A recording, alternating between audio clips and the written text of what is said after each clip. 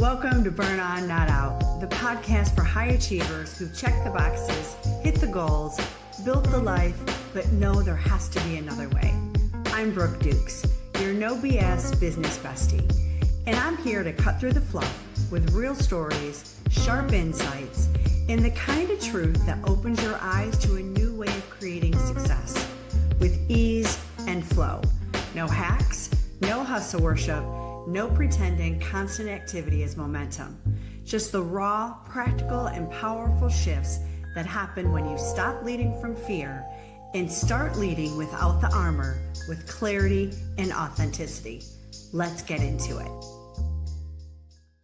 There's a version of you that learned how to receive love long before you ever built a business. And that version is still running the show. You built success by being the responsible one, the overachiever, the person who could handle anything. But somewhere along the way, the love you craved got tied to performance, perfection, and proving. In this episode, we're unpacking how your early love conditioning didn't just shape your relationships. It shaped your leadership, your pricing, your content, even how safe you feel being seen. Last week, I talked about my experience on a corporate jet and risking my child's life for money, and how I realized it wasn't because I loved money so much. It was because money made me feel safe and seen, because I didn't have either of those as a child. I was emotionally and physically abused. I learned very early that if I could remain invisible, I didn't get hurt. And my perception of why my mother stayed was because she couldn't afford to support us on her own. So I learned that money gave you safety. And that was how I ran my life for many years. Climb up the corporate ladder, push, force, make it happen, sacrifice anything to feel safe. Today, I'm going to trace that thread from childhood conditioning to business behavior. And I'll show you how to start rewiring the pattern using human design as a tool for remembering the truth of who you are and finding that inner genius again. Because when we're little, especially from birth to the age of 7, our bodies and nervous systems are wide open. We're not filtering or questioning anything. We're just absorbing energetically, emotionally, and physically. And in human design, our undefined or open centers are like energetic sponges. They don't generate their own energy. They amplify what's around them.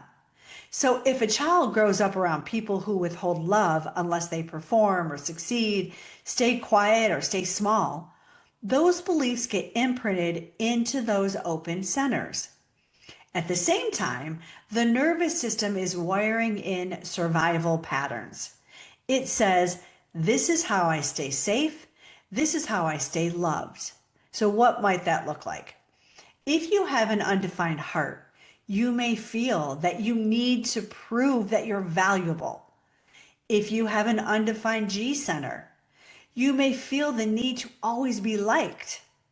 If you have an undefined solar plexus, you feel like you need to stay agreeable so that you don't get rejected. If you have an undefined head, you need to have the answers to feel valuable. An undefined ajna may look like, I need to be certain or sound smart to be taken seriously. An undefined throat. If I say the right thing, I'll be seen and loved. An undefined spleen. If I let go, I won't be safe.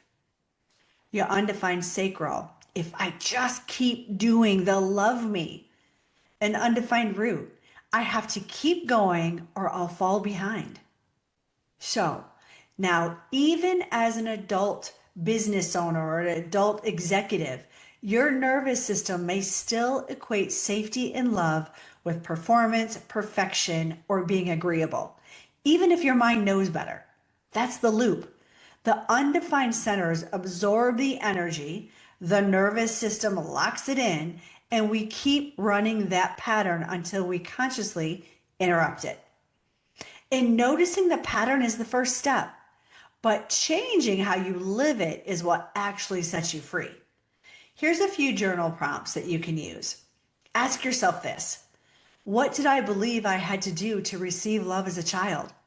That's a huge clue to what you're doing right now.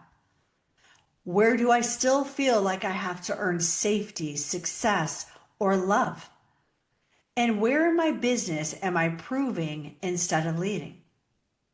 And start listening to your body.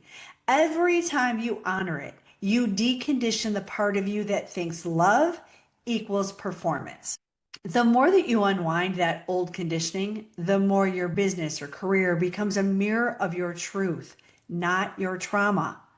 So if this hit home, this is telling you that you don't need more strategy. You need to stop building from burnout and start leading in a way that actually works for you. That's what Success by Design Club is for.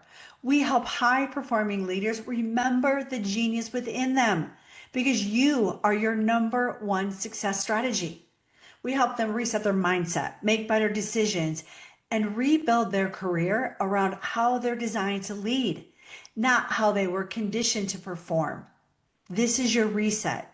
Join us inside Success by Design. The link is in the show notes. And if you enjoyed this episode, please subscribe and share it with a friend. Happy holidays. I'll see you in the new year. Thanks for tuning in to Burn On Not Out. If this resonated, check the show notes for tools and resources to help you slow down, trust yourself, and keep leading without the constant pressure and stress that wears you down. Remember, real success doesn't come from pushing harder. It comes from slowing down long enough to see clearly and leading from clarity and peace instead of control and fear. I'll see you next week.